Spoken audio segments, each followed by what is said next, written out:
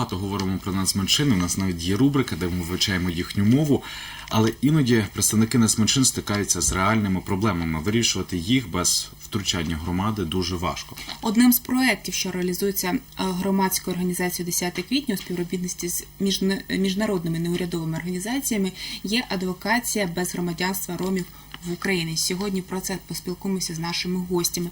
Отже, у нас у студії Михайло Сорочишин, правовий аналітик громадської організації «Десяте квітня». Доброго ранку. Доброго ранку. Та Сенада Сали, представник Європейського центру справ ромів, Сенада з Будапешту. Good morning, Senada. Good morning. Nice to meet you in Odessa and in our channel.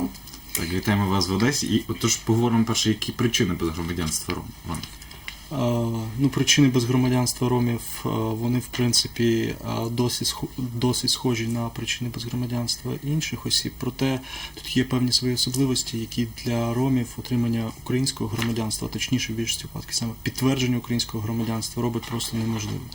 Перша причина пов'язана з недосконалістю вітчизняного законодавства. Україна в нас у 2013 році приєдналась до 2 міжнародних договорів з питань безгромадянства і взяла на себе зобов'язання у національному законодавстві, національній практиці забезпечити існування процедури визначення статусу особи без громадянства. Що це значить? Якщо особа, яка не визнається жодною державою світу як своїх громадян, проживає на території України, то вона повинна була б згідно з цієї процедури звертатись до державних органів і в цій процедурі встановлювати статус її безгромадянства, отримувати документи, що посвідчують її особу. І після цього, наприклад, після того, як особа прожила на Україні 5 років, вона могла б претендувати на українське громадянство. У нас такої процедури введено не було. По-друге, це проблема пов'язана, якщо ми говоримо більше про ромів, це проблема пов'язана з дискримінацією і негативним відношенням у багатьох випадків державних органів, а навіть в деяких випадках і суспільства до самих ромів. Неправильне сприйняття їх, і внаслідок цього для осіб навіть звернення до державних органів стає величезною проблемою, тому що роми досить часто просто державним органам не довіряють. Ось ми знайшли в інтернеті, коли готувалися, що, наприклад, голова Одеського обласного ромського конгресу Сергій Єрмошкін сказав, що чому ми повинні платити державі, щоб бути її громадянинами. Про що йдеться? Там і про якийсь штраф йде мова? Йдеться мова про ту ситуацію, що, по-перше, навіть для того, щоб отримати паспорт громадянина України після досягнення 18 років, особа повинна сплатити державне мито, і він складає там близько, якщо там з платежами до банку, близько 350 гривень. Але це не основна проблема, тому що основна проблема, що особи без громадянства, які звертаються до органів міграційної служби. Якщо в них немає ніяких документів, вони автоматично вважаються такими, що порушують міграційне законодавство. За незаконне перебування на території України у нас було збільшено штрафи, і зараз штраф складає 1700 гривень. Для особи, яка не має паспорту, звісно, немає легальних шляхів працювати, немає легальних шляхів отримати доходи. Навіть та сума у 350 гривень стає величезною проблемою для таких осіб і для ромів, зокрема, тому що вони можуть... Проблема буває навіть і в тому, щоб добратись до районного центру, де вони зможуть звернутися до міграційної служби. Зазвичай вони проживають десь компактно в якихось поселеннях, і це може бути величезною проблемою. Ще до Сенади питання, ви нам допоможете? Звісно. Як би нам запозичити європейський досвід Сенада з Будапешту? Можливо, там якісь є шляхи вирішення цієї проблеми, ми можемо впровадити їх в Україні. What kind of European experience in overcoming this problem Ukraine get from European countries? First of all, good morning. Good morning. Good morning to you and to your audience. I apologize for not being able to speak in Ukrainian. Your studio is very, very beautiful. Thank you. Regarding what kind of example Ukraine can use from other European countries, it's actually a hard question because our research, what we did now and what we published, it's first research on the issue of Roma statelessness done by European organization as the European Roma Rights Center. So we don't really have vast data, different data on how is the situation on Roma statelessness in EU countries. So this is the very first research on the topic. It's novel, and what we have from until now, it's only these 7 countries. We have Western Balkan countries, 6 countries from the Western Balkan, plus Ukraine.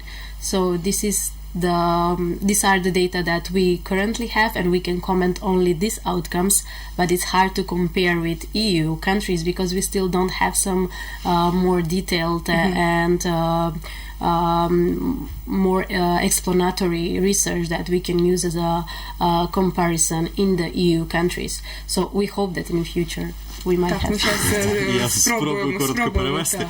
Перш Сенада привіталась, каже, що у вас досить гарна студія. І щодо нашого дослідження, я трохи, напевно, скажу про дослідження, тому що наша організація спільно з Європейським центром з прав ромів, з Європейською мережею по безгромадянству і Інститутом безгромадянства і інклюзії проводило дослідження безгромадянства ромів в Україні, і це дослідження називалося як «Безгромадянство, дискримінація і маргиналізація ромів в Україні». І проблема в тому, що Сенада каже, що це перше дослідження, яке проводилось організацією, і дослідження охоплювало лише 7 країн Східних Балканів і України. І це перше дослідження, і самі дані, які були отримані в цьому дослідженні, вони досить різняться.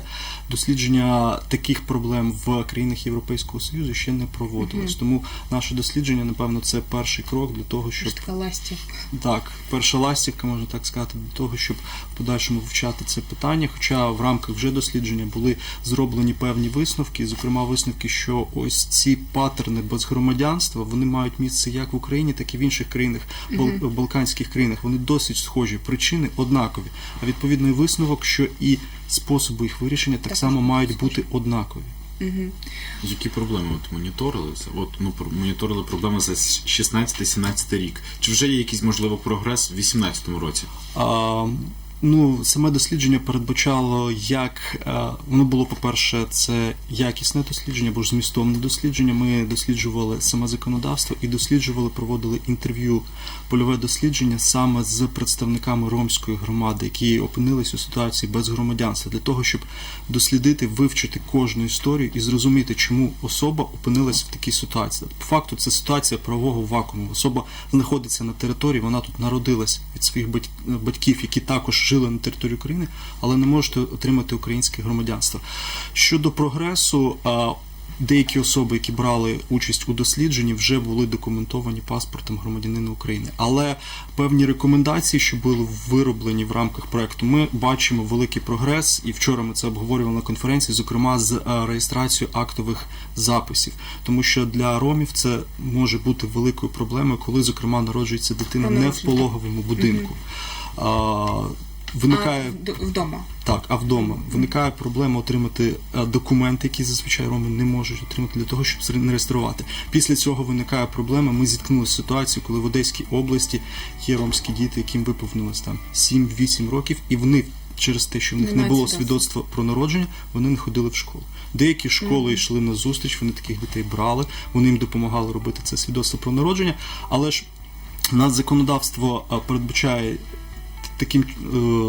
містить таку норму, що реєстрацію народження дитини може здійснити один з батьків, або ж, якщо батько відсутній, то це може бути орган опіки і піклування. Хоча органи опіки і піклування не завжди на це йдуть, тому що вони можуть просто не знати ситуацію. Коли ж в батьків нема самих документів, то й вони не можуть звернутися до РАКСу. То виникає такий порочний круг. І додайте ще до цього дискримінацію, негативне відношення. Стикнулися з такою ситуацією, тобто куди звертатися, куди дзвонити і хто може надати допомогу?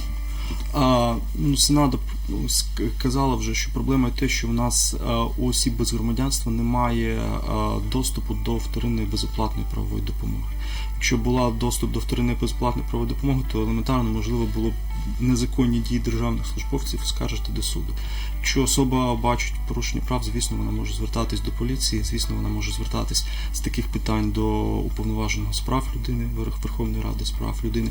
Ну і зараз, в принципі, працює декілька громадських організацій, які так само надають допомогу. Наша організація так само надає допомогу особам без громадянства. У нас реалізувались за підтримки Європейського центру з прав ромів і проекти по правовій допомозі виключно ромському населенню. Але цей проект закінчився, там протягом року реалізувався в нашій організації. Ромські правозахисні центри, якщо ми говоримо про ромів, вони так само можуть звертатися. І на останок, будь ласка, десь хвилинку до Сенади питання, як представник європейського країни європейської, нашій молодій європейській країні, що б порадила в цьому питанні, як ставитися, як боротися з цією проблемою? How do you think, as a representative of European Union country, what suggestions can you give for Ukraine to tackle this question? I think the recommendations that we give in the reports, they are common recommendations of the European Roma Rights Center and also of the European Network of Statelessness and Institute of Statelessness and Inclusion. Those are two other organizations. One is organization based in London and the other in Netherlands. This project is a joint project of the three organizations together and our local partners. So together we give the recommendations in the report that we published on Ukraine, and also we have a separate report on Western Balkans. For Ukraine concretely, there are three urgent recommendations regarding solving the risk of statelessness of Roma people. The first two are connected to administrative procedures, or simplifying the procedures for applying for documents when it comes to Roma, and also making them more economically accessible for the poorest in the country. Apart from that, we also think that shortening the deadlines and taking care of the less literate to be able as well to understand the procedure, it's part of the urgent thing to be done now. And the most important thing is, of course, tackling discrimination, because as we mentioned in the report, discrimination is both the cause and the consequence of Romani statelessness. Until Romani people are marginalized, are found at the end of the cities, at the end of the system, we will not be able to solve any other issue related to Roma, especially not statelessness, because without having proper documents, citizenship, Roma cannot access any other right. So we really have to bring the community into the policy making, into the social life, trying to involve them in all the processes in order to feel some improvement in every problem, including this one. Так. Стисло так. Стисло прикласти. Сенада каже, що ось рекомендації від європейських експертів, вони вже містяться в цьому докладі, який презентували. І для України там містяться три важливі рекомендації, які потрібно виконати негайно. Дві з них стосуються саме адміністративних процедур. Перше – це спрощення процедури і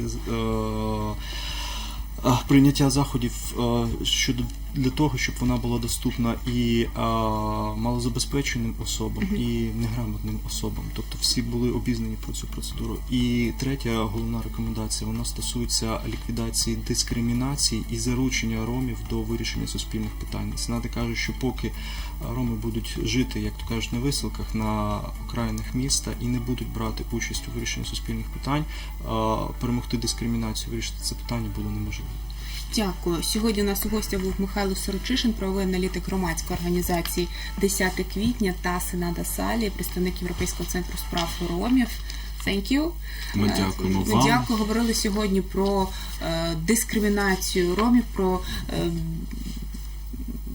адвокацію без громадянства. Отже, друзі, ми будемо продовжувати. Дякую, що завітали. Дякуємо за розмову, друзі.